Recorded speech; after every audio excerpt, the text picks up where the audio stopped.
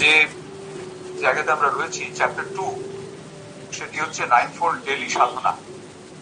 অর্থাৎ আমরা এর আগে 11টি স্টেপস এর কথা পড়েছিলাম, যেগুলো আমাদের সারা জীবনের জন্য, সারা জীবনের সাধনার স্টেপস হিসেবে আমরা যেগুলোকে গ্রহণ করতে পারি। তারপরে প্রত্যেক দিনে আমাদের যে সাধনা, তার কতগুলো বিশেষ নিয়মের কথা, রূপরেখার কথা যুগতা বলছেন। তার মধ্যে আমরা 3টি আগের দিন পড়েছিলাম, মানে 2 দিন ধরে পড়ছিলাম 3টি। প্রথম ছিল টু বি কনসিয়াস, সচেতন থাকা। দ্বিতীয় হচ্ছে টু বি ভিজিল্যান্ট, সতর্ক থাকা। এবং তৃতীয় ছিল স্টেপিং ব্যাক, মায়ের বিখ্যাত কথা স্টেপিং ব্যাক। তো আমরা আজকে 4 নম্বর পয়েন্টে আছি, সেটি হচ্ছে not to manifest in action. 4th পয়েন্টে আমরা রয়েছি, not to manifest in action.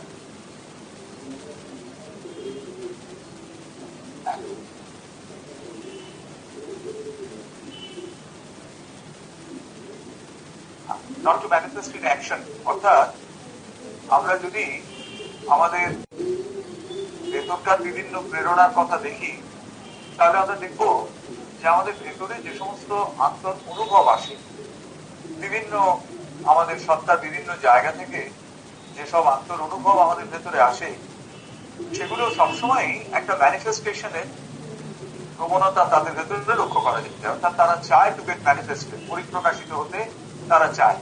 ভেতরকার বিভিন্ন অনুভব, নানান রকম যে প্রেরণা, বিভিন্ন তাড়না, এগুলো সব একটা ম্যানিফেস্টেশনের দিকে যাওয়ার চেষ্টা করে। মায়ের কথা হচ্ছে, মায়ের কথা থেকেই এটি নেওয়া হয়েছে, not to manifest in action. অর্থাৎ যা কিছু আমাদের ভেতরে আসছে, প্রেরণা, প্রবণতা বা নিজেকে পরিপ্রকাশিত করবার একটা ভাব নিয়ে, সেগুলোর সবকটাকেই আমরা পরিপ্রকাশিত হতে দেব না আমাদের কাজ এবং কথার ভেতর দিয়ে। মূলত কাজের ভেতর দিয়ে, কর্মধারার ভেতর দিয়ে, ভেতর থেকে আমাদের যে প্রেরণাই আসুক না কেন, সেটা আমরা পরিপ্রকাশিত হতে দেব না। এইটি হচ্ছে এই মুহূর্তে আমরা যে আলোচনাটিতে প্রবেশ করছি তার শীর্ষক। Not to manifest in action, আন্তর অনুভব বা নিম্ন প্রাণসত্তার ধারণাকে যাতে আমরা আমাদের কাজের ভেতর দিয়ে পরিপ্রকাশিত হতে না দিই। তো পূর্ণযোগের সাধকের একটা দিক হলো যে জীবনকে পূর্ণভাবে সে গ্রহণ করে। অর্থাৎ জীবনের কোনো ট্রাঙ্কেটেড ভিউ তার কাছে নেই, কোনো খণ্ডিত জীবনের যে ভিউ সেইটি তার কাছে নেই। তিনি জীবনকে সম্পূর্ণরূপে গ্রহণ করছেন, সমস্তটা দিক দিয়ে গ্রহণ করছেন। পার্থিবতার সব দিকই তার কিন্তু সাধনার ক্ষেত্র হিসেবে নির্দিষ্ট হয়ে গেল। যখন বসছি বা কোনো এক বিশেষ ধর্মীয় ক্রিয়ার সঙ্গে আমি যখন যুক্ত আছি, তখনই আমার জীবন সাধনার সঙ্গে যুক্ত, এবং বাকি সময় আমি যখন অন্যান্য দৈনন্দিনতার সঙ্গে যুক্ত থাকছি, তখন সাধনার সঙ্গে আমার সংযোগ নেই। এইরকম আমাদের যে একটা পরম্পরাগত বিশ্বাস, সেইটিকে প্রথম বদলে ফেলতে হয় আমরা যারা পূর্ণযোগের সাধনাতে আসবার চেষ্টা করছি তাদের ক্ষেত্রে। সমস্ত জীবনটাই সেক্ষেত্রে তাদের সাধনার ক্ষেত্র, এবং এই সম্পূর্ণ জীবন নিয়ে আমরা যখন সাধনায় নামি, তখন আমাদের খুব স্পষ্ট করে লক্ষ্যটাকে নির্দিষ্ট করে নিতে হবে যে তাহলে কোন কোন লক্ষ্যে আমরা অগ্রগামী হবার চেষ্টা করব। তখন স্পষ্টভাবে 2টি লক্ষ্যের কথা পূর্ণযোগের সাধক নিয়ে থাকে। 1 নম্বর হচ্ছে মানব প্রকৃতির রূপান্তর, হিউম্যান নেচার, যেটা নিয়ে আমাদের এই সমস্ত জীবনটা বেঁচে থাকা এবং এগিয়ে চলা, সেই মানব প্রকৃতির রূপান্তর। এবং দ্বিতীয় জিনিস হচ্ছে যে এই মানব প্রকৃতির রূপান্তর ঘটাতে গেলে আমাদের ভেতরে যে নানান শক্তি কাজ করছে, সেই প্রত্যেকটি শক্তির ওপরে আমাদের বিজয় ঘোষণা করতে হবে। Victory over each and every force that is active. মানে এই জীবনের পথে যখনই চলছি, আমাদের ভেতর থেকে এক একটা শক্তির ক্রিয়া আমরা অনুভব করি, সে যেন আমাদের এগিয়ে নিয়ে চলে, আমাদের জীবনের পথে এগিয়ে নিয়ে যেতে সাহায্য করছে। এই যে প্রত্যেকটা শক্তি, বেশিরভাগ ক্ষেত্রে দেখা যায় যে এই শক্তিগুলো নিজেরা কাজ করছে, তারা আমাদের পরিচালিত করছে। পূর্ণযোগের ক্ষেত্রে মূল বিষয় হলো যে এই প্রত্যেকটি শক্তির উপরে আমাদের নিয়ন্ত্রণ স্থাপন করতে হবে, আমাদের কন্ট্রোল এস্টাবলিশ করতে হবে। আমরা এদের জয় করব। Victory over the inner forces that are directing us towards the desired objective of life. এই যে আমাদের জীবনের উদ্দেশ্য বলে তারা যা মনে করছে, সেই দিকে আমাদের যেন ঠেলে ঠেলে এগিয়ে নিয়ে যাচ্ছে। আমরা কবিতার অংশ ছেলেবেলায় খুব পড়েছিল, জিজ্ঞেস করা বলা হতো এবার এভাবে যে অদৃষ্টের সুধালেন চিরদিন পিছে অমোঘ নিষ্ঠুর বলে কে মরে ফেলিছে, সে কহিল ফিরে দেখো দেখিলাম আমি সম্মুখে ফেলিছে মরে পশ্চাতের আমি। এই যে জীবনে আমার ভেতরে যে শক্তিগুলো আছে সেগুলো যেন আমাকে পেছন দিক থেকে ফেলে এগিয়ে নিয়ে যাচ্ছে। তার মানে এই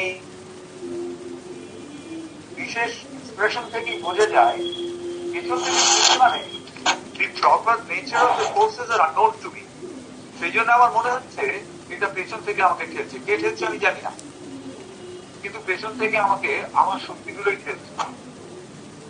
তো এই যে অজানা শক্তি, একে আমাদের সম্পূর্ণ জানতে হবে এবং এদের উপরে বিজয় ঘোষণা করতে হবে। তো এই দুটি হলো পূর্ণযোগের পথে অগ্রগামিতা দুটি বিশেষ দিক। একদিকে আমাদের শক্তির রূপান্তর, আর একদিকে যে শক্তিগুলি আমাদের এই প্রকৃতিকে কাজের পথে এগিয়ে নিয়ে যাচ্ছে, আমাদের অস্তিত্বকে, সেই প্রত্যেকটি শক্তির উপর আমাদের ভিক্টরি, আমাদের কন্ট্রোল, আমাদের এখানে যোগ সমন্বয় বা নির্দেশিত যোগের থেকে একটি জায়গা বোধ করেছে, সেটি ভীষণ গুরুত্বপূর্ণ। আমরা সেটি তো বলছেন যে ভগবানকে আমরা পুজো করি, তিনি শুধুমাত্র বহু দূরবর্তী অতি পার্থিব সত্যই নন, বরঞ্চ এই পৃথিবীতে আমাদের নিকটতম সন্নিধানস্থ অর্ধ আবৃত দিব্য পরিপ্রকাশ।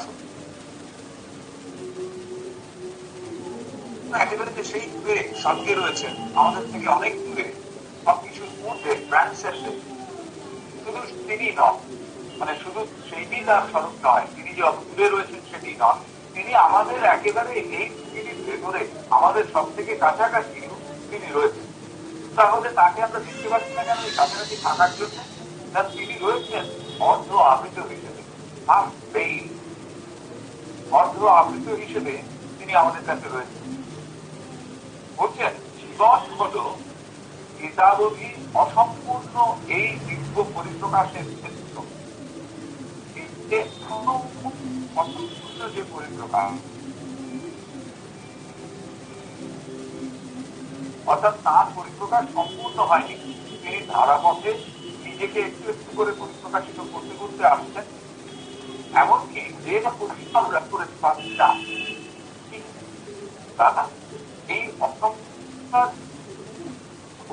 ক্ষেত্র হচ্ছে এই পৃথিবীতে, এই শরীরে আবৃত করে ধরতে হবে। তার যে সর্বত্রান্ত মহত্ব, আলোক এবং মাধুর্য, তাদের আমাদের চেতনায় সুস্থ করে তুলতে হবে, অর্জন করতে হবে এবং যতদূর সম্ভব প্রকাশ করতে হবে। এটি আমাদের লক্ষ্য। লক্ষ্য কি না, আমাদের এই জীবনে এবং এই পৃথিবীতে আমাদের এই শরীরে, মানে একেবারে সীমিত অস্তিত্বের যে শরীর, সেই শরীরের মধ্যে ওই যে ভগবানের পরিপ্রকাশ, ওই যে একেবারে দিব্য সর্বপ্রান্ত ঈশ্বরের যে পরিপ্রকাশ আমাদের নিকটতম সন্নিধানে, তাকে আমাদের এই একেবারে পার্থিবতার দৃষ্টিতে অনাবৃত করে ধরতে হবে। অর্থাৎ সেটি সম্পূর্ণ পরিপ্রকাশিত নয় কেন না, যেহেতু আমরা সেটিকে খুব দেখতে পাই না। এই কারণে যে আমার তো আমাদের কাছে আমরা তাকে ধরতে পারবো না, আমাদের ক্যাপাসিটির অনেক বাইরে চলে যাবে। তাই তিনি এখনো অপ্রকাশিত, এখনো তিনি যেন আবৃত অবস্থাতে রয়েছেন। তো করতে হবে আমাদের যেটা, এই ভাগবতী সত্তাকে অনাবৃত করতে হবে তার ওই আবৃত অবস্থা থেকে, এবং যখনই তিনি আবরণটি সরে যায় তখনই তার সর্বক্রান্ত মহত্ব, মাধুর্য এবং আলোক এই বিষয় জ্ঞান মানে যে আমাদের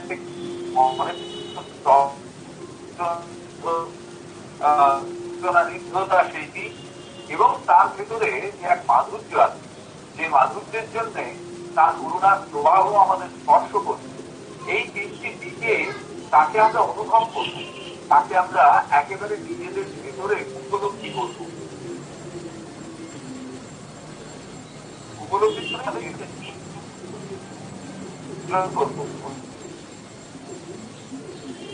যতদূর সম্ভব পরিপ্রকাশিত আমার লক্ষ্য, অথবা আমাদের এবং প্রকাশিত করা একেবারে আমাদের এই পার্থিবতার দৃশ্যের মধ্যে, আমাদের এই শরীরী অস্তিত্বের ভেতরে আমাদের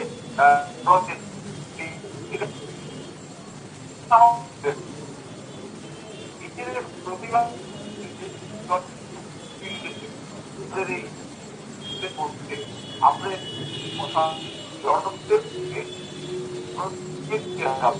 তার মানে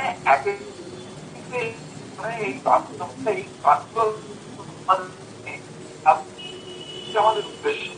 তো যখন এই আমাদের উদ্দেশ্য, তখন এক্ষেত্রে প্রথম যে স্টেপ সেটি হবে যে আমাদের ভয় এবং মনোভাব,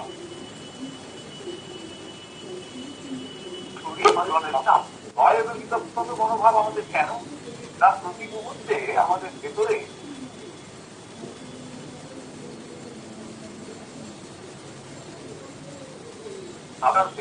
জীবন নিয়ে আমরা বাঁচি। এই জীবনের ভেতর দিয়ে কিরকম একটা দোলাচল আমাদের ভেতরে আছে বলে এই জীবনে আমরা যখন ভগবানকে খুঁজি তখন বলতেছে এর আরেকটি কারণ আছে। কারণ এই যে এটির ভেতরে একটা নেগেটিভিটি আছে, একটা জন্মগত নমস্কতা। সমস্ত পৃথিবীকে এই যেন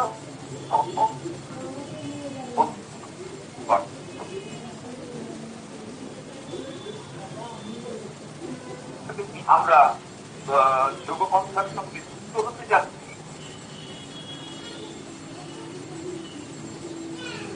সঙ্গে সঙ্গে আমাদের ভেতরে একদিকে আমাদের যোগের পথে যুক্ত হওয়ার একটি প্রেরণা, আর একদিকে প্রতি মুহূর্তে এই নমস্কতার একটা বাধা। এই দুটোর সঙ্গে সংঘাত হতে হতে আমরা এগিয়ে চলে। খুব সহজ একটি কথা, আমাদের ভেতরে পরম্পরাগত ভাবে এরকম একটা বিশ্বাস আছে যে আমরা যদি ভগবানের কাছে কোন নির্দিষ্ট ভাবে প্রার্থনা করতে চাই তাহলে আমাদের উপোস করে যেতে হবে, কোনো কিছু খাওয়া চলবে না। প্রথম যখন আশ্রমে গেছি, প্রথম যেবার আমি আশ্রমে যাই সেবার সকালবেলা চান টান করে আশ্রমে গিয়ে পৌঁছে কিন্তু রাত্রি বেলা, সকালবেলা চান টান করে আমি যখন সমাজের দিকে যাচ্ছি, আমি আমার দায়িত্ব দেবো আমরা খুব সচেতন, সকালে কিছু খাবো না। তো সমাজের দিকে চলেছি, তখনও তো জানি না যে কত ভোরবেলা যাওয়া যায়। আমাদের ধারণা হচ্ছে 7টা 7:30 আগে বোধহয় যাওয়া যায়। 7টা নাগাদ যখন বেরোচ্ছি তখন ওই যে তিনি জিজ্ঞেস করছেন ব্রেকফাস্ট হয়ে গেছে। তো আমরা একেবারে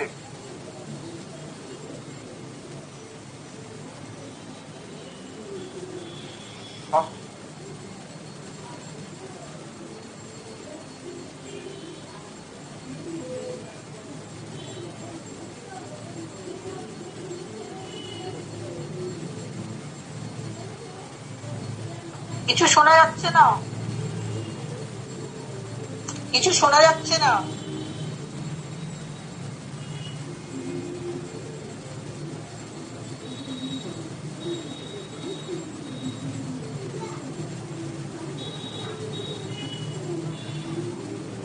হ্যালো, কিছু শোনা যাচ্ছে না, শুনতে পাচ্ছি না তো কিছু।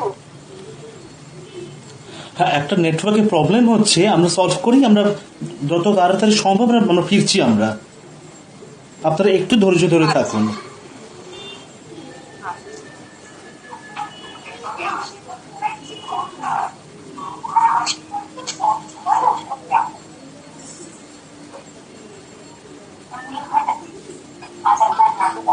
আমাকে মাঝে মধ্যে একটু বার করে দিচ্ছি।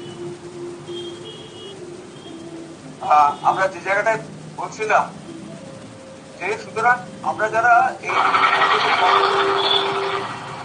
জীবনের সঙ্গে যুক্ত রয়েছি, আমরা প্রত্যেকে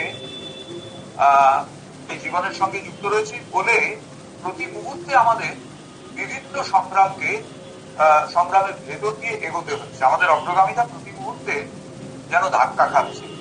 তো এখানে বলছেন শ্রী অরবিন্দের একটি কথা যে আমাদের মানব প্রকৃতি তার সকল জ্ঞাত ও অজ্ঞাত ব্যর্থতা, আবেগ ও প্রবৃত্তির সাহায্যে প্রতি পদে আমাদের পরিচালিত করতে প্রয়াসী হবে অদিব্যতার অভিমুখে। দাদা, ওটা আরেকটা কথা হচ্ছিল তো, ব্রেকফাস্ট নিয়ে একটা কথা হচ্ছিল, সেটা কমপ্লিট হয়নি তো? হ্যাঁ, ওটা আচ্ছা আচ্ছা, ওটা কি শেষ হয়নি? ওটা শোনা যায়নি পুরোটা? না না, শোনা যায়। আচ্ছা আচ্ছা আচ্ছা, ঠিক আছে, ওটা আমি আরেকবার বলছি। তো হ্যাঁ, এই প্রসঙ্গেই আমি বলি, এই যে বলছেন যে আমাদের মানব প্রকৃতি সকল জ্ঞাত ও অজ্ঞাত প্রকৃতির সাহায্যে আমাদের পরিচালিত করবার চেষ্টা করছে। তার মানে আমাদের ভেতরে প্রতি মুহূর্তে একটা ড্রাইভিং ফোর্স, একাধিক ড্রাইভিং ফোর্স কাজ করছে, যেটা আমাদের এগিয়ে নিয়ে যাচ্ছে। আমি খানিকটা আগে বলছিলাম যে আমরা খুব অনেক আগে একটা কবিতার অংশ পড়েছিলাম, যেখানে বলা হচ্ছে যে অদৃষ্টের সুধারেন চিরদিন পিছে, অমোঘ নিষ্ঠুর বলে কে মোরে ঠেলিছে, সে কহিল ফিরে দেখো দেখিলাম আমি, সম্মুখে ঠেলিছে মোরে পশ্চাতের আমি। এই যে পশ্চাতের আমি, যে ফোর্স গুলো আমাকে ঠেলছে, সেগুলোকে আমরা জানি না। এগুলো আমাদের ভেতরে অভ্যাসগত ভাবে, পরম্পরাগত ভাবে প্রবেশ করে গেছে। যেমন আমি একটা উদাহরণ দিয়েছিলাম যে যখন আমরা কোনো আধ্যাত্মিক কাজের সঙ্গে যুক্ত, আমাদের না খেয়ে উপবাস করে যেতে হবে, এইরকম একটা প্রেরণা আমাদের ভেতরে থেকে গেছে। এই যে প্রেরণা, এই যে একটা অভ্যাস, যখন আমরা পূর্ণযোগের পথে আসছি এবং সমগ্র জীবনকেই যোগ হিসেবে গ্রহণ করছি, তখন এই বাধ্যতার কোনো প্রশ্ন নেই, কোনো প্রয়োজনও নেই। আমরা যে কোনো অবস্থাতেই ভগবানকে ডাকতে পারি, তার সঙ্গে যুক্ত হতে পারি এই জীবনের পথে।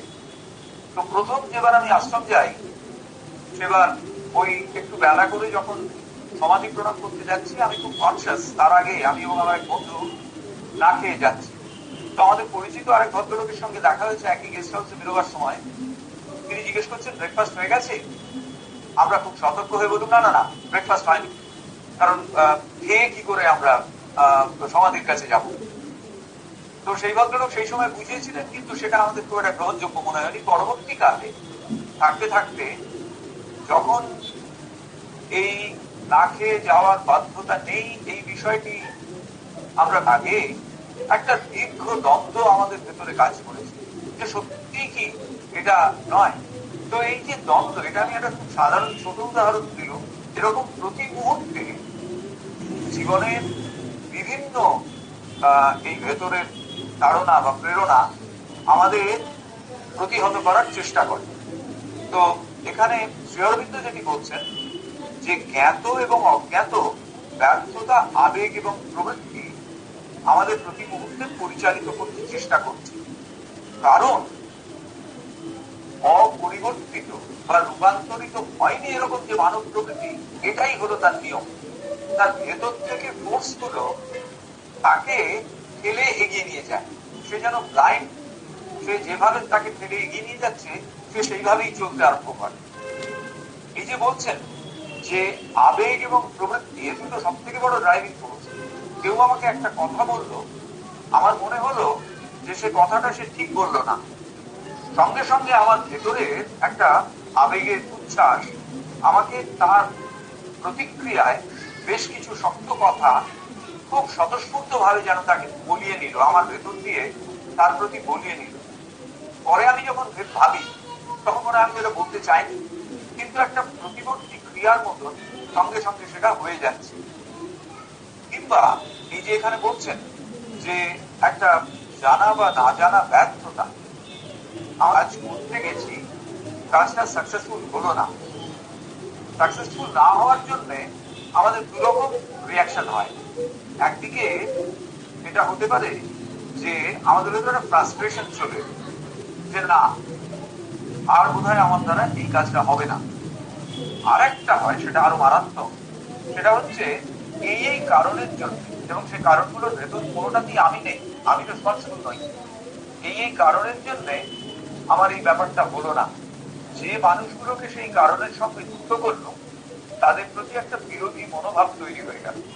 এই যে নমর্থকতা, প্রতিটা মুহূর্তের এই যে নমর্থকতা, এগুলো হচ্ছে রূপান্তরিত হয়নি বা অরূপান্তরিত অপরিবর্তিত মানব প্রকৃতির নিয়ম। এইটা নিয়ে যখন আপনি সাধনার পথে আসছেন, তখন এই বাধাগুলোকে অতিক্রম করবার জন্য একটা ভীষণ সংগ্রাম থাকবে। তো নানা আবার কিরকম হয়, চেতনার বিভিন্ন জায়গায় যেন বিপদ বা গর্তের মতো থাকে, সেখানে লুকিয়ে আছে নেগেটিভিটি, আমরা জানি না। সেখান থেকে হঠাৎ সে যেন বেরিয়ে আসছে, মাথা তুলে হঠাৎ বেরিয়ে আসছে, আগে তাকে বুঝতে পারি, দেখতেই পাই, কিন্তু সে হঠাৎ বেরিয়ে এসেছে। সেইটি যেন আমাকে একটা, সে আমার মনে আছে কাশী মন্দির প্রথম যখন দেখতে যাই, বিরাট লাইন পড়েছে। তখন অনেকদিন আগেকার কথা বলছি, তখনও পর্যন্ত স্পর্শ করে পুজো করা যেত। বিশাল লাইন পড়েছে, সেই লাইনে অনেকে দাঁড়িয়ে আছেন। তো আমার সামনে যিনি দাঁড়িয়ে রয়েছেন, এক ভদ্রলোক, তার আগে যে ভদ্রলোক দাঁড়িয়ে আছেন, তার সম্ভবত কোনো একটা তাড়া আছে, কোনো নির্দিষ্ট সময়ের মধ্যে তাকে চলে যেতে হবে এরকম। তো তিনি খুব নিয়ম মতো লাইন দিয়ে এগোচ্ছিলেন, একদম খুব শান্ত সৌম্য ভদ্রলোক। যখন 4-5 জন বাকি আছেন, তখন সে ভয়ঙ্কর ভাবে এলবোয়িং করে করে সামনে চলে গেলেন, এবং তখন একটা বিবাদ বিতণ্ডা শুরু হলো। চিৎকার করে কোন রকম ভাবে সামনে গিয়ে ওই নিজের পুজোটা দিয়ে চলে গেলেন, এবং ওই কথাবার্তা আপনাকে ভয়ঙ্কর তাড়া আছে চলে যাওয়ার জন্য। তো আমি খানিক পরে জিজ্ঞেস করা যায় তার এই আচরণের সঙ্গে সেই সময়কার তার মানসিকতা আছে কিনা। আমি খুব নিশ্চিত তিনি বলবেন তার সঙ্গে কোনো না আমার তাড়া ছিল, তো কাজে ও ছাড়া অভিযোগ দেব না। তো এই যে বিষয়গুলো, যেগুলো বাবা জাস্টিফাই করবার চেষ্টা করি, ভেতরে কোথাও লুকিয়ে থাকতে, মধ্যে বিভিন্ন বিবরবাসী জীব লুকিয়ে থাকে, সেরকম তারা লুকিয়ে থাকে, যেন বেরিয়ে পড়ে। তো এইগুলো হচ্ছে অনিয়ন্ত্রিত প্রকাশের, সেইগুলো আমাদের অবস্থা। সাধককে যখন কোনো একটা বিষয় সিদ্ধান্ত নিতে হয়, তখন যেন মনে হয় তিনি এক যুদ্ধস্থিত রয়েছে, পরস্পর বিরোধী এক একটি শক্তি সংগ্রামরত, কোন দিকে যাবে। কখনো মনে হচ্ছে এদিকে ওদিকে গেলে ভালো, তারা ডিরেকশনটা ঠিক করা যাচ্ছে না, ঠিক কোন দিকে তিনি যাবেন। এবং শুধুমাত্র করতে সেই তিনি এইরকম একটা এইরকম তিনি গেছেন। তো এখান থেকে বেরোবার উপায় নেই।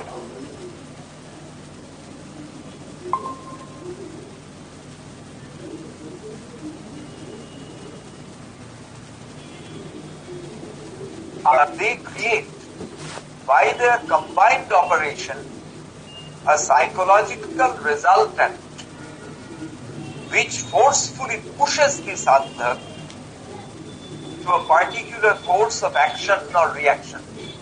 এই যে নানামুখী শক্তি আমাদের ভেতর কাজ করছে, তারা একটা রেজাল্টেন্ট ফোর্স তৈরি করে। জুয়েলদা হচ্ছেন ফিজিক্সের মানুষ, তাই জন্য তার কাছে এই রেজাল্টেন্ট ফোর্সটা ভীষণ সহজে সামনে এসছে। রেজাল্টেন্ট ফোর্স হচ্ছে কি, যখন ওই অনেকগুলো ভেক্টর ফোর্স একসঙ্গে থাকে তখন তাদের একটা কম্বাইন্ড ফোর্স, তাদের ভেতর থেকে একটা কম্বাইন্ড ফোর্স যেন একটা ডিরেকশনে অবজেক্টটাকে এগিয়ে নিয়ে চলে। তো এই যে কম্বাইন্ড ফোর্স এগিয়ে নিয়ে যাচ্ছে, এইটাকে বলা হয় রেজাল্ট্যান্ট।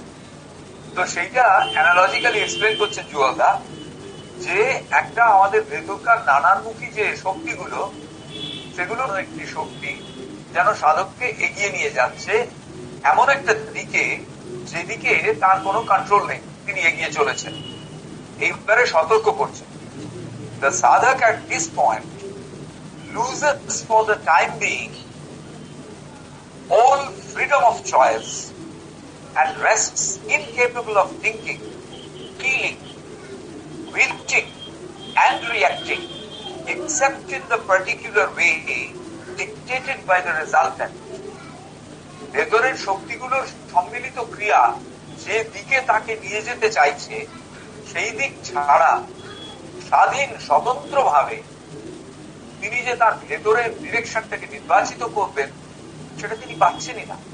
তার অগ্রগামিতা কিছুতেই আর স্বাধীন নির্বাচনের দিকে যাচ্ছে না।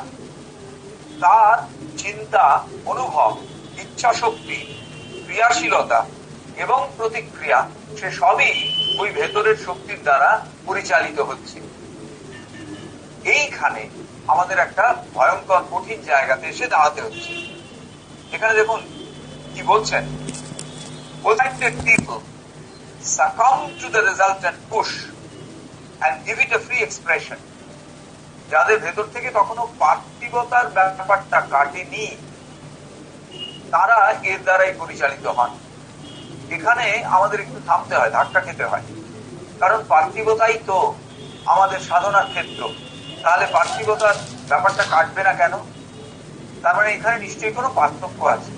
যে পার্থিবতা এতদিন আমাদের জীবনকে অন্ধভাবে পরিচালিত করছিল, এবং যে পার্থিবতা আমাদের এই পূর্ণযোগের সাধনার ক্ষেত্র, এ দুটো কি তাহলে আলাদা?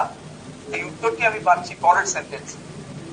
বলছেন, but the sadhak being a sadhak cannot mortgage his freedom in such an ignoble way. Cannot mortgage his freedom. এই সাধনার মূল কথা হচ্ছে ভেতরে একটি স্বাধীনতা রয়েছে, একটি ফ্রিডম রয়েছে, একটি মুক্তির প্রবর্তনা রয়েছে ভেতরে।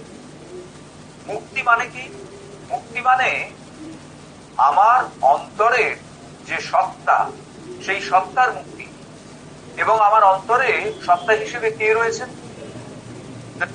সুতরাং আমার অন্তরে যে দিব্য সত্তা রয়েছেন, সেই সত্তার চেতনার যখন মুক্তি ঘটবে, তখনই সত্যি সত্যি আমার সত্তা ফ্রিডম পাবে, আমার সত্তার মুক্তি তখনই সূচিত হবে। কিন্তু যেহেতু আমার ভেতরে সেই দিব্য সত্তা আবৃত রয়েছেন তথাকথিত পার্থিবতার দ্বারা, সেই জন্যে আমার ভেতরে সেই মুক্তিকে আমি খুঁজে পাচ্ছি না। এবং ফ্রিডম বলতে আমি যেটা বুঝছি, সেটা হচ্ছে following blindly the resultant force that is coming from different parts of my existence. আমার অস্তিত্বের বিভিন্ন অংশ থেকে যে শক্তিগুলো আসছে এবং যেগুলো আমাকে পরিচালিত করছে, সেগুলোকেই আমি অনুসরণ করছি, যেহেতু আমি আমার ভেতরের প্রকৃত মুক্তি খুঁজে পাইনি। He has to reject without exception all the pushes which are incompatible with his avowed aim of leading a spiritual life. এটা খুব একটা গুলিয়ে যাওয়া বক্তব্য। প্রথমে রিজেক্ট করতে হবে, পরিবর্জন করতে হবে। Without exception all the pushes, কোন রকম বাদ না দিয়ে সেই সব ধাক্কা, সেই সব তাড়নাকে আমাদের রিজেক্ট করে দিতে হবে। কোন সব তাড়না? which are incompatible with his avowed aim of leading a spiritual life. তিনি একটি আধ্যাত্মিক জীবন যাপন করবেন। এই যে মহান লক্ষ্য, তাকে সেই লক্ষ্য থেকে সরিয়ে দেয় এরকম যতগুলো শক্তি, যতগুলো পুশ তার ভেতরে আসবে, প্রত্যেকটিকে তাকে সরিয়ে দিতে হবে। Reject without exception all the pushes. কোন রকম বাদ বিচার না করে সমস্ত শক্তিগুলিকে সরাতে হবে, যা তাদের ওই দিব্য জীবনের পথের অন্তরায়। তার মানে এখানে একটি প্রশ্ন এলো যে দিব্য জীবনের অভিমুখী শক্তিগুলিকে আমাকে চিনতে হবে, দিব্য জীবনের অভিমুখটি আমাকে চিনতে হবে। কখনোই যেন সেটা তথাকথিত পার্থিবতা বা বাস্তবতার সঙ্গে গুলিয়ে না যায়, কনফিউজড না হয়। তারপরে বলছেন বাধা দেয় কোনগুলো। But rejection is never an easy affair. It inevitably encounters a very serious resistance from ingrained habits and promptings of the instincts. দুটো জিনিস বাধা দিচ্ছে। এক নম্বর অভ্যাস, আর দু নম্বর হচ্ছে ভেতরে আমাদের গভীর প্রথিত হয়ে আছে ইনস্টিংক্ট, অর্থাৎ প্রবৃত্তিগত তাড়না। এই দুটি আমাকে কনস্ট্যান্টলি পুশ করে যাচ্ছে, এগিয়ে নিয়ে যাচ্ছে আমার সামনে দিকে। কিছুতেই অনেক চেষ্টা করেও আমি আমাকে ট্র্যাকে ফিরিয়ে আনতে পারছি না। এ প্রসঙ্গে একটি মজার গল্প বললে ব্যাপারটা খানিকটা পরিষ্কার হবে। এক ভদ্রলোক, তার বিচ্ছিরি অভ্যেস ছিল, হ্যাবিট। সে অভ্যেস কি, প্রতি রাতে নেশা করে বাড়ি ফেরা, এবং যখনই নেশা করে বাড়ি ফিরতেন শেষ পর্যন্ত ব্যালেন্স থাকতো না, রাস্তায় কোথাও পড়ে টড়ে থাকতেন। বেশিরভাগ রাত্রেই তাকে ওই লোকজন কাঁধে করে বাড়ি পৌঁছে দিয়ে যেত।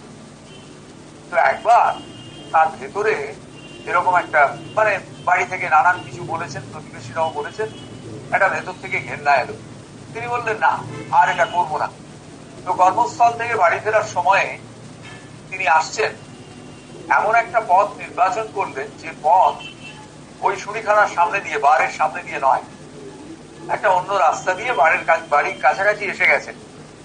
এসে গিয়ে তার মনে হলো যে আচ্ছা, এই যে আমি ব্যাপারটাকে এভয়েড করে চলে এলো, এটাতে তো কোনো ক্রেডিট নেই, এটাতে বোঝা যাচ্ছে না যে আমি প্রপারলি রিজেক্ট করতে পেরেছি।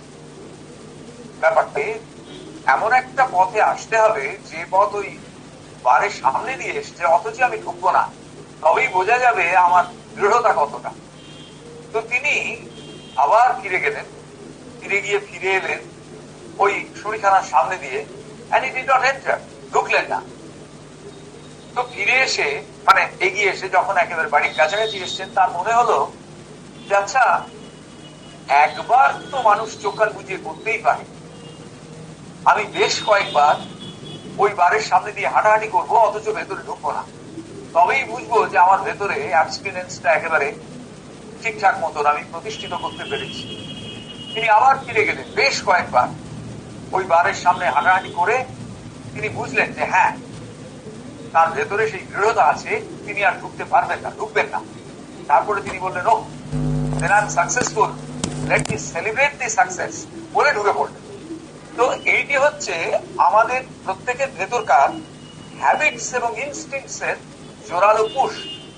এমনকি আপনি যদি ভীষণ চেষ্টা করেও এই হ্যাবিটস এন্ড ইনস্টিংক্টস কে সরিয়ে রাখবার চেষ্টা করেন, এদের এত জোরালো শক্তি যে প্রতি মুহূর্তে আপনার ওই সাধু ইচ্ছাকে পর্যদস্ত করে দেওয়ার জন্য এরা নিজেদের নানান রূপে পরিপ্রকাশিত করবে। আমরা যখন মার্কণ্ডেয় পুরাণে শ্রী শ্রী চণ্ডীর এখানে দেখি যে অসংখ্য অসুর, তারা নানান রূপ নিয়ে, নানান রূপের নানান অসুর, তারা দেবীকে আক্রমণ করছে। এই যে নানান রূপের নানান অসুর, এরা হচ্ছে সমস্ত আমাদের ভেতরকার ওই অ্যান্টি ডিভাইন ফোর্সেস, যারা বিভিন্ন রূপ নিয়ে ওই ডিভাইন ফোর্সকে অ্যাটাক করছে। তো এখানেও ঠিক সেই রকম বলছেন যে হ্যাবিটস অ্যান্ড প্রম্পটিংস, এটা প্রতি মুহূর্তে, প্রম্পটিংস অফ দি ইনস্টিংক্টস, প্রতি মুহূর্তে আমাদের এগিয়ে নিয়ে যাচ্ছে। এদের ইম্পালস, এদের আবেগটা এত সর্বব্যাপী, এত ওভারওয়েলমিং যে একে কাটিয়ে বেরোনো যায় না। তাহলে কি করতে হবে এ প্রসঙ্গে শ্রী অরবিন্দের একটা খুব পরিষ্কার উক্তি রয়েছে। এটি লেটার্স অন যোগা থেকে যুগলদা কোট করছেন, তারপরে আমি যুগলদার কথাটি পড়ব। শ্রী অরবিন্দ বলছেন এখানে, you have always had an idea that to give expression to an impulse or a movement is the best way or even the only way to get rid of it. বলছে তোমার ভেতরে এরকম একটা ধারণা আছে যে আমার মধ্যে যে অভ্যাসটি বারবার পরিপ্রকাশিত হওয়ার চেষ্টা করছে, যে কাজটি আমি বারবার প্রবৃত্তির তাড়নায় করবার চেষ্টা করছি, তাকে যদি আমি জোর করে চাপা দেবার চেষ্টা করি, সে ফিরে আসতে পারে, অর্থাৎ সে আবার আসতে পারে।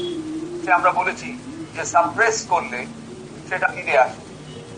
তো শ্রী অরবিন্দ বলছেন যে সেই জন্যে তুমি সেই কাজটি সেই সময় করে নিতে চাও, but that is a mistaken idea. এটা ভ্রান্ত একটি ধারণা। If you give expression to anger, উনি উদাহরণ হিসেবে রাগের কথা বলছেন, if you give expression to anger, you prolong or confirm the habit of the recurrence of anger. You do not diminish or get rid of the habit. তুমি বললে আমার ভেতরে ভীষণ রাগ হচ্ছে এই ব্যাপারটায়, কারণ কোনো একটি আচরণে কারণ ভেতরে একটা প্রবল রাগ হয়েছে। আবার এদিকে সে সাধনার ব্যাপারটাও তার কনসিডারেশনে আছে যে রাগ থেকে আমাকে সরে আসতে হবে। এই যে রাগের একটা ভীষণ ভেতরে রাগের ভাব, এবং আবার আমার মনের মধ্যে আছে যে রাগলে চলবে না। আমরা একটা সমাধান, মধ্যপথের সমাধান সূত্র বার করি যে আমি যদি এখন এই রাগটাকে প্রকাশ করে দিতে পারি, তাহলে বোধহয় this will go out of my consciousness. এই রাগের ভাবটা বোধহয় আমার চেতনা থেকে চলে যাবে। কিন্তু শ্রী অরবিন্দ বলছে ঠিক উল্টো হয়। যখনই তুমি, যদি রাগটাকে উদাহরণ হিসেবে ধরা যায়, তার একটা এক্সপ্রেশন তুমি দাও, তার একটা প্রকাশ তোমার আচরণের ভেতর দিয়ে হয়, you prolong or confirm the habit, তুমি সেই অভ্যাসকে দীর্ঘায়িত করলে এবং তোমার ভেতরে সেই অভ্যাসটি যে আছে সেটিকে নিশ্চিতভাবে কনফার্ম করলে, একটা স্বীকৃতি দিয়ে দিলে। Confirm the habit of the recurrence of anger, সেটা তোমার আবার এই অ্যাঙ্গার আসবে, আবার রাগের প্রকাশ হবে, সেই ঘটনাটিকে তুমি নিশ্চিত করলে। তাহলে কি করতে হবে? The very first step towards weakening the power of anger and afterwards getting rid of it altogether is to refuse all expression to it in act or speech. কোন অবস্থাতেই বাক্য এবং আচরণের ভেতর দিয়ে একে পরিপ্রকাশিত হতে দেওয়া যাবে না।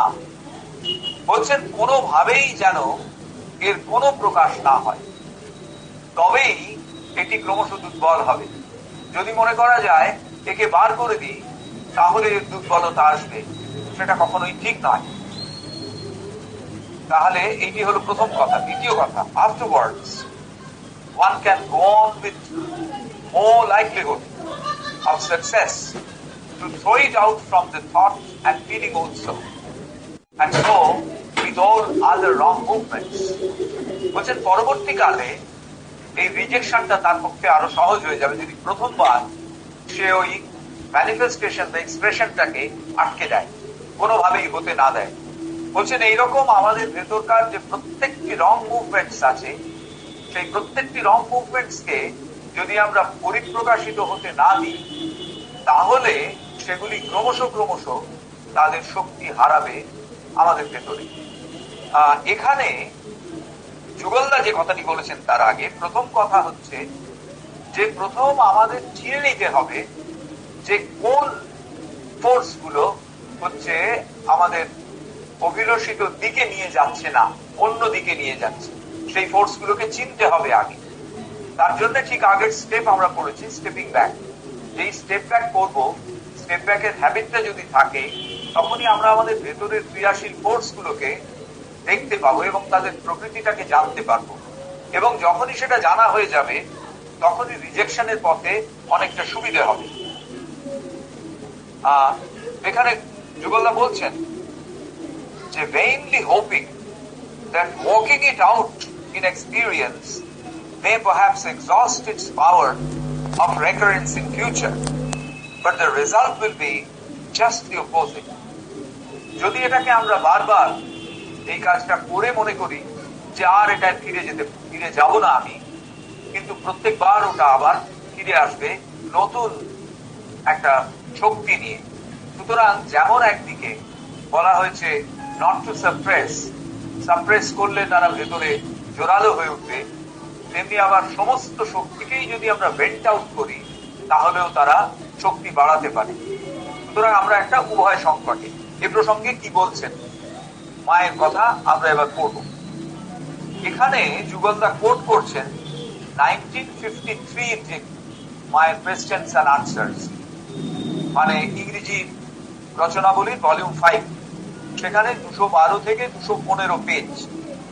সেখানে মায়ের একটি কোট, যে কোট থেকে আজকে মানে এখনকার আমাদের আলোচ্য যে অধ্যায় তার নাম হয়েছে not to manifest in action.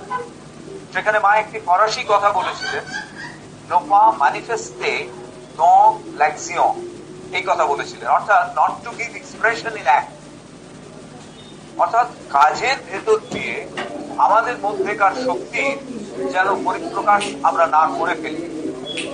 এটা উনি বলছেন যে যখনই আমরা এমন কোন একটা ইম্পালসের সম্মুখীন হব, এমন কোন একটা আবেগ তাড়িত শক্তির সম্মুখীন হব, তখন সেই শক্তি কি করছে, which is strongly seeking an outlet of expression, নিজেকে প্রকাশ করতে চাইছে, ভীষণভাবে নিজেকে প্রকাশ করতে চাইছে। One often offers a lame excuse whose form is somewhat like this: well, if I do it this time, I shall be convinced that it is after all bad, and I shall do it no longer. বলছেন এটি প্রকৃতিকে উপযুক্ত ভাবে চিনে নেওয়ার জন্য এর expression দেওয়া প্রয়োজন, একে আমার ভেতরে নিয়ে আসার মানে পরিপ্রকাশিত হতে দেওয়ার প্রয়োজন আছে। অর্থাৎ আমরা যে রাগের কথা বললাম, রাগের ঠিক প্রকৃতিটা চেনবার জন্য আমার রেগে ওঠার দরকার আছে। এতে যেই আমি প্রকৃতিটা চিনতে পারবো এবং যেই এই অ্যাঙ্গারের ম্যানিফেস্টেশনের ভেতর দিয়ে শক্তিটা আমার ভেতর থেকে বেরিয়ে যাবে, তাহলে আর সেটা ফিরে আসবে না। মা বলছেন, as a matter of fact, this is the last time I'm allowing myself to do it, and that with the laudable intention of being convinced of its undesirability through actual experience. এটা যে আমি চাই না, সেটা আমার actual experience, বাস্তব অভিজ্ঞতার ভেতর দিয়ে আমি বুঝে নিতে চাইছি। মা বলছেন, but this method does not work at all, এই কাজ একেবারেই কাজ করে না। For the not based on psychological facts of human nature, এটা খুব জরুরি। কেন এই জায়গাটা আমাদের মিলল না? অর্থাৎ আমরা আগে যে বলেছি মায়ের কাছ থেকে শুনেছি যে আমরা যদি চাপা দিয়ে রেখে দিই কোনো আবেগকে, সেটি ক্রমশ বেড়ে ওঠে, তার সঙ্গে এই জায়গাটা মিলছে না কেন? বলছেন, the theory is not based on psychological facts of human nature. এই যে তত্ত্ব, যেটাকে যদি আমি ভেন্ট আউট করে দিই তাহলে এটা আর ফিরে আসবে না, এই তত্ত্বটা কিন্তু মানুষের সাইকোলজিক্যাল নেচারের উপর বেস করে তৈরি হয়নি। এটা কিভাবে হয়েছে, মানে যে তত্ত্বটার ক্ষেত্রে আমরা দেখি যে আমরা চাপা দেব না, তাকে বেরিয়ে আসতে দেব, সেটা আরেকটু সূক্ষ্ম স্তরে, সেটা আমাদের মনোজাগতিক স্তরে, সাইকোলজিক্যাল স্তরের নয়। দেখুন, আমাদের মাইন্ড যেটা, এই মাইন্ডের তো অনেকগুলো লেয়ার্স রয়েছে। মাইন্ডের যে সবচেয়ে নিচের লেয়ার, বা আমি যদি বলি যেটা গ্রস মোস্ট লেয়ার, সেইটা হচ্ছে একেবারে কন্টিনিউয়াস, একদম পাশাপাশি রয়েছে ভাইটালের, অর্থাৎ ভাইটালের পরেই মেন্টাল এরিয়াটা শুরু হচ্ছে। সুতরাং the grossmost portion of mind is controlled, possessed and directed by the vital. মনের যে একেবারে স্থূলতম অংশ সেটি প্রাণ চেতনার দ্বারা অধিকৃত, পরিচালিত এবং সম্পূর্ণভাবে নিয়ন্ত্রিত। এই জায়গাটায় কিরকম হয়, আমার ভেতরে যে ইচ্ছেটা এলো সেটা মন তার যুক্তি দিয়ে জাস্টিফাই করে দেয়। অর্থাৎ আমার ভেতরে মনে হয়েছে এই মুহূর্তে ওই মানুষটিকে কিছু কড়া কথা শোনানোর প্রয়োজন আছে, বা আমার প্রবৃত্তি, আমার ওই ভাইটাল আর্জ আমাকে বলেছে এই মুহূর্তে ওকে আমার চাই। এইটাকে মন কি করে, যুক্তি দিয়ে জাস্টিফাই করে দেয়। হ্যাঁ, এই কারণের জন্য তুমি এটা ভাবতেই পারো যে ওকে তোমার চাই। এই যে ঘটনাটা ঘটছে, এই ঘটনাটা একেবারে সাইকোলজিক্যাল ফিল্ডের ভেতর ঘটছে। এটা মানুষের সেই মনোজাগতিক স্তরে ঘটছে যেখানে ওই ভাইটালের প্রভাব সব থেকে বেশি। এইখানে যদি আমরা রিজেকশনের ব্যাপারটাকে না রাখি তাহলে কোনোদিনই এই জায়গা থেকে আমরা বেরোতে পারবো না। অর্থাৎ এটা যেন একটা ওই একটা অন্ধ গলির মতো হয়ে যাবে, যেখানে একবার ঢুকে পড়লে তার থেকে আর বেরোনো যায় না। ওই প্রবৃত্তি তাড়িত জগতের ভেতরে, প্রবৃত্তি তাড়িত ইচ্ছের সঙ্গে যুক্ত হয়ে গেলে তার থেকে আর ফিরে আসা যায় না। যে বিষয়টাকে সাপ্রেস করতে বারণ করা হয়েছে, যে বিষয়টাকে সত্যি সত্যি চেপে রাখতে বারণ করা হয়েছে, সেটা আরেকটু সূক্ষ্ম স্তরের বিষয়। সেটা আমরা যখন মনোজাগতিক স্তরের আরেকটু উপরে উঠি তখন আমরা দেখি যে যুক্তি নিয়ে কোনো একটা মডেল তৈরি হয়েছে। সেই মডেলটাকে মন চাইছে টু ভাইটাল করিয়ে নেবার জন্য। সেইখানে ওই যুক্তির জালটাকে ভেঙে দেবার জন্য আমাদের সেইটার এক্সপ্রেশন বা সেই ব্যাপারটাকে ভেন্ট আউট করা, তার একটা প্রয়োজনীয়তা এসে পড়ে। যেমন একটা খুব সচরাচর উদাহরণ, অনেক মানুষ, বেশিরভাগ মানুষ একেবারে তরুণ বয়সে যখন তারা যুক্তির সঙ্গে প্রথম পরিচিত হচ্ছে, যখন তাদের ওই ফর্মেটিভ ইয়ার্সটা শেষের দিকে আসছে, যুক্তির সঙ্গে তারা যখন পরিচিত হচ্ছে, তখন এই যুক্তির একটা মাদকতা তাদের চেতনায় এমন ভাবে কাজ করে যে তারা যুক্তি বহির্ভূত কোনো কিছুকেই স্বীকার করতে চায় না। যদি তাদের এরকম বোঝানোর চেষ্টা করা হয় যে না, যুক্তিটাই সব নয়, তাকে উত্তীর্ণ হয়ে গেলে একটা বৃহত্তর ক্ষেত্র আছে, যে ক্ষেত্রে আমরা যাকে বলতে চাইছি আবেগ, সেই আবেগের শুদ্ধতার একটা আবহ তৈরি হয়, যেখান থেকে একটা মনোজাগতিক স্তরের উচ্চতর একটি স্তরের প্রেরণা, যেখান থেকে কাজ করে আমাদের চেতনাকে উন্নয়নের দিকে এগিয়ে নিয়ে যেতে পারে। এই তত্ত্বটা তাদের পক্ষে বোঝা সম্ভব হয় না, তার কারণ তারা তখন ওই মনোজাগতিক যুক্তিজালের স্তরে রয়েছেন। তাদের ক্ষেত্রে that has to be allowed to progress or proceed। যুক্তির ভেতর দিয়ে সমস্ত জগৎকে ব্যাখ্যা করার যে পদ্ধতি, সেটাকে আরেকটু এগোতে দিতে হয়। কারণ একটা জায়গায় গিয়ে তারা দেখবেন যে সত্যি সত্যি যুক্তির দ্বারা সমস্ত কিছুকে ব্যাখ্যা করা যাচ্ছে না। তখন তারা ফিরবেন যুক্তির উত্তরণে যে বৃহত্তর বা প্রশস্ততর ক্ষেত্র আছে সেই দিকে। এখানে by allowing the rationality to have its normal progress and to reach at its normal limitations, আমরা হেল্প করছি চেতনার অগ্রগামিতায়। কিন্তু উল্টো দিকে আমরা যদি সাইকোলজিক্যাল কথাটা, মানে সাইকোলজিক্যাল এরিয়ার ভাইব্রেশনস গুলো দেখি, সে নেগেটিভ তাকে যদি আমরা কন্ট্রোল বা কন্টেইন না করতে পারি, সেটা কোনোদিনই আমাদের চেতনার অগ্রগামিতায় সহায়ক হবে না। সেই জন্য মা এখানে বলছেন, the theory is not based on psychological facts of human nature. Instead of being purified, one gets still more engrossed in the impulse and weakness, making reverence much more difficult. যারা চেতনাগত ভাবে নিম্নগামীদের দিকে নেমে যাচ্ছেন, বিশেষত এই নিম্ন প্রবৃত্তির দ্বারা পরিচালিত হয়ে, তাদের জীবন আমরা যখন দেখি আমরা দেখি তাদের জীবনে ক্রমশই অধোগামিতা রয়েছে। যদি সত্যি এটা হতো যে অধোগামিতার শক্তি হারিয়ে ফেললে সেখান থেকে সে বেরিয়ে আসতে পারত, তাহলে তাদের সেই লক্ষণ বেশিরভাগ ক্ষেত্রেই এইটি হচ্ছে তার কারণ। No, instead of indulging in the weakness, মায়ের কথাই, instead of indulging in the weakness, even for once, what the sadhak has to do is to take a very firm resolve on the very first occasion itself and say to oneself, well, this time itself I shall not do it. I shall apply all my strength to prevent its expression in speech and action. আমাদের কাছে একেবারে জাজ্জল্য উদাহরণ হচ্ছে শ্রী অরবিন্দের নিজের smoking habit ছেড়ে দেওয়া একদিনের এক মুহূর্তে। তিনি সঙ্গে সঙ্গে সেই যেটি তার দীর্ঘদিনের সহচর ছিল,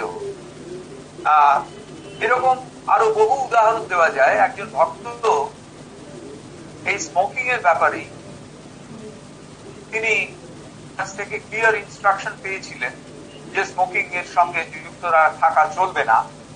তো তিনি শ্রী অরবিন্দকে লিখছেন যে আমি স্মোকিং ছেড়ে দিয়েছি। শ্রী অরবিন্দ তার উত্তরে তাকে লিখছেন, untrue, you are still attached to smoking. Do you not smoke before retiring at bed? বলছেন রাত্রিবেলা শুতে যাওয়ার আগে কি তুমি স্মোক করো না? এবং তুমি ঠিক করেছো যে এই স্মোকিংটা কমিয়ে তো এনেছি, এবার চলে যাবে যদি আমার এর ভেতরে রাখি, অথচ তুমি আমাকে চিঠিতে দিচ্ছ যে তুমি স্মোকিং ছেড়ে দিয়েছো। তো ভক্ত সেই চিঠিটি পেয়ে অবাক হয়ে বসে আছে যে কি করে জানতে পারবেন শ্রী অরবিন্দ অত দূর থেকে যে আমি সত্যি দুটো স্টিক স্মোক না করে আমি শুতে যেতে পারি না। তো এই যে বিষয়টা, এটি হচ্ছে মায়ের এই কথাটি যে যতই আমরা বলি না কেন, a very firm resolve on the very first occasion itself and say to oneself that I will not succumb to all these inner actions. আচ্ছা, এইবারে আমরা পরের অংশটিতে আসছি। Yes, one must concentrate only on scoring this first stage of victory over the impulse. যে কোনো আবেগের উপরে first stage of victory সব থেকে বেশি প্রয়োজন। Upon earth tend towards expressing themselves. এটি মায়ের কথা, অর্থাৎ ওই আমরা যে অংশটি পড়ছিলাম তারই 214 পাতা। সেখানে মা বলছেন পৃথিবীর যত শক্তি তারা প্রত্যেকেই নিজেকে প্রকাশ করতে চাইছে, এক্সপ্রেসিং ইটসেলফ।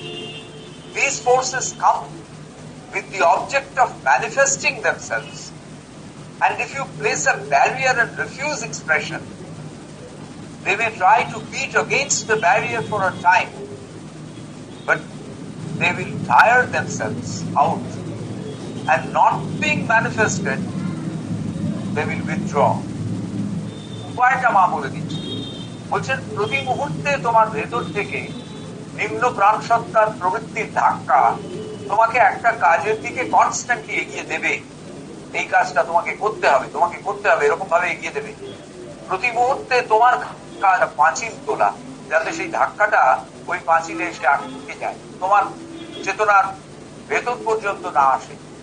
দেখবে বারবার ধাক্কা খেতে খেতে খেতে এক সময় ওই শক্তিটা উইক হয়ে গেছে। This is the only way of weakening the force of the desire. অর্থাৎ আমাদের ভেতরকার যে ডিজায়ারের শক্তি, তাকে উইকেন করে দেওয়ার একটাই উপায় হচ্ছে একটা দেওয়াল তুলে দেওয়া। যে মুহূর্তে কোনো একটি কাজকে নেগেটিভ সঙ্গে তার সামনে একটি দেওয়াল তুলে দাও, যাতে প্রতি মুহূর্তে সে ধাক্কা খেতে খেতে দুর্বল হয়ে পড়ে। এরপর যুগলদা বলছেন এর পরের স্টেপটা হবে এই দুর্বল শক্তিকেও কাছে রাখা যাবে না, একেও সরিয়ে দিতে হবে। তো এইখানে তিনি বলছেন যে next comes the operation of cleaning, একে সরিয়ে দিতে হবে যাতে কোনোভাবেই চেতনার কোনো অংশেই এটির এতটুকু উপস্থিতি না থাকে। আবার একজন সাধকের সাধিকার একজন কথা এখানে বলা যেতে পারে খুব প্রাসঙ্গিক। তিনি বলছেন যে মা বললেন যে মা বিভিন্ন কথাতে বলেছেন যে যদি আমিষ খাবার ছেড়ে দেওয়া যায়, যদি শুধু নিরামিষ খাবার গ্রহণ করা যায়, তাহলে সেটা অনেক অদিব্য শক্তির এন্ট্রিকে রেস্ট্রিক্ট করে। বলছেন আমি যখন আশ্রমে প্রথম গেলুম, তার আগে তো আমার আমিষ খাওয়ার অভ্যাস ছিল। যেহেতু মা বলেছেন, আমি ভীষণ ভাবে চেষ্টা করছি আমিষ ছেড়ে দিতে, কিন্তু কিছুতেই পারছি না। প্রত্যেকবার ওই রকমই মনে হচ্ছে যে আজকেই লাস্ট, আজকে আমি খেয়ে এরপর থেকে আর খাবো না। হচ্ছে আর আমি দেখছি কিছুতেই আমি এর থেকে বেরোতে পারছি না। এই যে একটা আবর্তের মধ্যে পড়ে যাওয়া, বেরোতে পারছি না, অথচ বারবার চেষ্টা করছি, আমার ভেতরের একটা ব্যাপার আমাকে বলছে বারবার।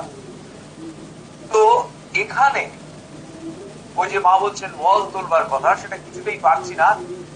ফলে I started writing every day a letter to the mother that I want to do this and I'm not being able to do, so please, so that I can resist the temptation of accepting non-vegetarian food. বলছেন মাকে প্রতিদিন সকালে আমি চিঠি লিখতে লাগলাম যে তুমি তোমার শক্তির সাহায্যে আমার ভেতরে এই যে ফোর্স কাজ করছে, এই ফোর্সকে যাতে আমি রেজিস্ট করতে পারি, তুমি তোমার শক্তিকে দাও।